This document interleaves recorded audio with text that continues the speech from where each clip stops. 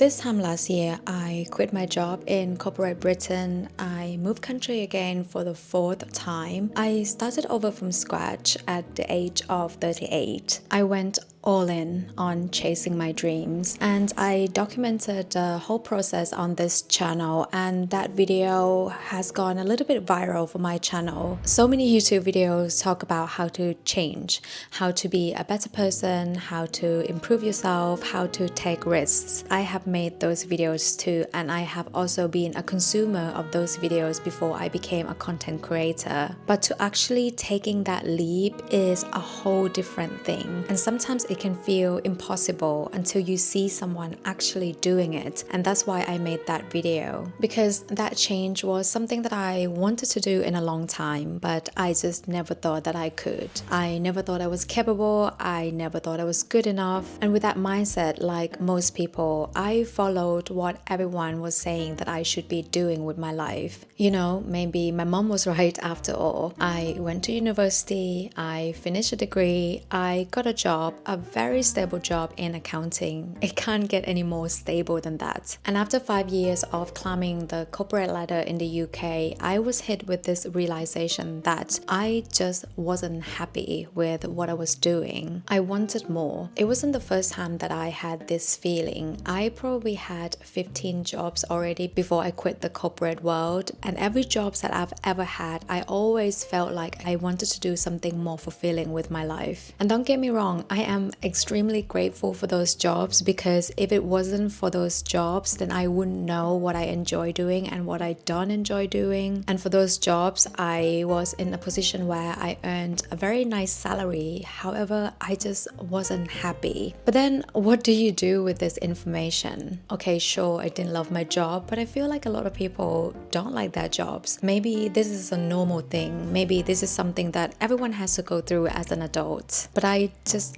didn't want to feel like that for the rest of my life. So how do we get out of this? What's the alternative? I went back to the drawing board, because before I could figure out the path to get to the life that I want, I need to figure out the destination. What's my ideal life would be, and what kind of life that I really want to live. I realized that what I really wanted was actually fairly simple. I want location freedom, and I'm not talking about being a digital nomad or anything like that, but I want to be able to visit or go to places as and when I like to, and still work my own hours. I want to be able to do that. I want that financial freedom, the ability to build assets that can take care of me for the rest of my life. I want to be in a relatively good health. I want to feel fit, strong. I want to look young because I feel young. I want to have a loving home and being in a loving relationship. I think sometimes we get really caught up with the details, but in brief, this is the life that I want to live. This is what I call a good life.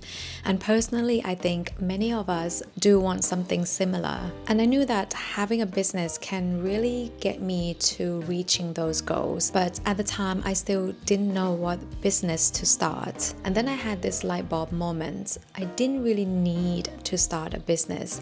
I could just buy a business that's already successful in order to give me a head start. And that's what I did. And here's how things are going, because there are a lot that I haven't shared. But before we get into that, I want to take a quick moment to thank the sponsor of the video today, Squarespace. If you're looking for a quick and easy way to create your very first website, then Squarespace has got you covered. I've used many different website platforms before, but Squarespace is so easy and simple to set up. And now they have taken it to the next level with design intelligence, using AI and their 20 years of design expertise to help you build a personalized and beautiful website in no time. If you sell physical or digital products online, Squarespace makes getting paid seamless. You can accept payment methods such as credit cards, debit cards, Klarna, Apple Pay, and that can be set up in just a few clicks. If you've been thinking about starting a website, Squarespace got you covered. Head to squarespace.com for a free trial, and when you're ready to launch your first website, go to squarespace.com/reinventingpoppy to get 10% off. Thank you Squarespace for sponsoring this video, and now back to the video. Now let me tell you that the journey was scary, and in fact it was the most scary thing I've ever done. And I wish I could just sit here and tell you that, oh, once I made the leap everything just fell into places. But the truth is,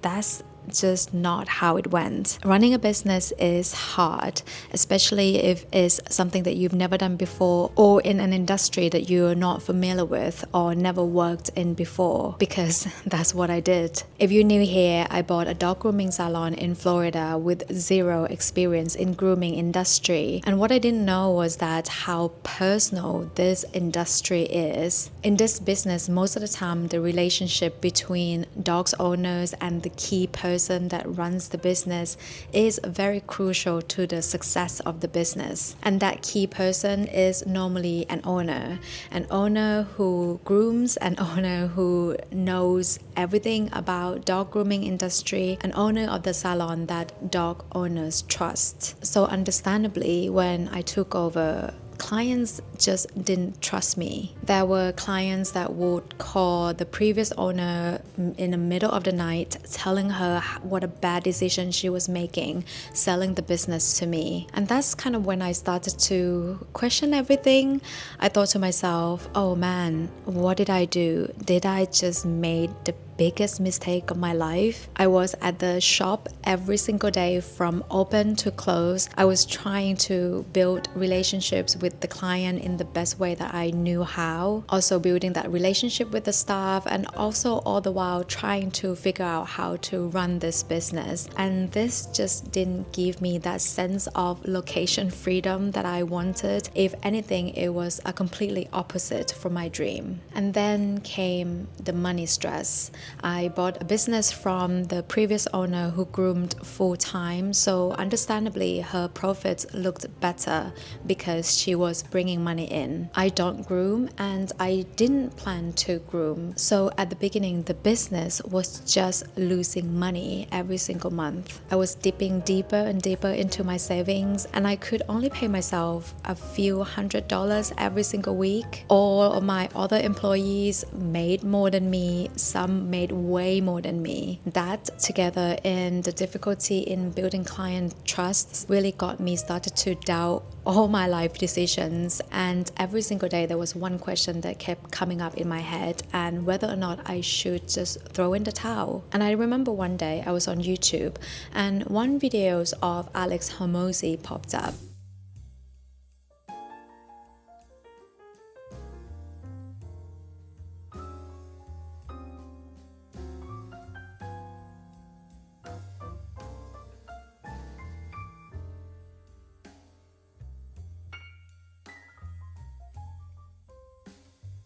And it also taught me that you definitely need more savings than you plan for, because you never really know how long it will take you until you can start turning things around. And talking about turning things around, after 2 months of consistently making nothing from the business, I started to get an understanding of what I needed to do in order to turn the business around. I sort of knew what change I needed to make, but here's the problem. I didn't make them. Because you know why? Imposter syndrome. Making more profits mean you either increase the price, which will certainly piss off some customers, or you lower your operating costs, which could potentially also piss off the staff. And I was absolutely terrified to do either. I was scared to lose my clients, I was scared to lose my staff, I was scared to fail. And I talk about fear of failing in this channel all the time, and I think a lot of time I deal with it really well. But when you're doing something that is so out of your comfort zone, it can be a little bit challenging, and it's so difficult to not have this fear. So even though I knew exactly what I needed to do, I didn't do them. And then I realized if I kept things going on like this, then first of all, the business would probably need to fall, and it wouldn't just be me. 5 other people will also lose their job because the business is closed. So not only that I would be failing myself, failing the business, but I will also be failing them. And it was that exact realization that pushed me into making the changes, but it certainly took me way longer than it should have. I didn't want to increase the price just yet, so I went through all of our every single little costs and try to cut them down. I streamlined how we use shampoos, conditioners, how we order our supplies, and just by doing that I managed to save around $500 to $1,000 a month on the business. The one thing that people don't talk about enough when it comes to chasing your dreams or making a big life transition is the identity crisis. I went from working a corporate job in London, I dressed up well every day, I got respect from people, everything just looked good on paper, to most days looking like this or covered in dog hair. We used to live in a cozy little house in London with a nice garden space for our pup, but now we're living in an apartment with little space for him to do zoomies outdoors. So I felt like I somehow downgraded my life, because working in London, working in the city, that just sounds so impressive, but saying I run a dog grooming salon just doesn't quite hit the same for most people. So honestly, I felt like I lost my identity, and even now, almost a year in, I am still working on building that new identity into something that I am very proud of. So no, I am not quite there with my dream life, but I am working on it every single day. If you want to chase your dreams, things can be hard. Not everything is going to go as planned, and not everything is going to happen at the timeline that you want it to. I think it's important, instead of just looking where we are now, but look at the trajectory. For me, the business is now making some profit, even though it's not a lot. It's enough for me to open a second location. We are also moving into a proper house when this lease ends, and I just can't wait for that to happen. So yes, I am getting closer to my dream life step by step, and I am sharing my journey and everything as it unfolds. I hope this video reminds you that your dream life can be created, and regardless of where you're starting, I hope this video reminds you that it is okay to start now. If you're new here and wonder where it all began, then watch my moving vlog next. I'll see you in the next video. Take care. Bye.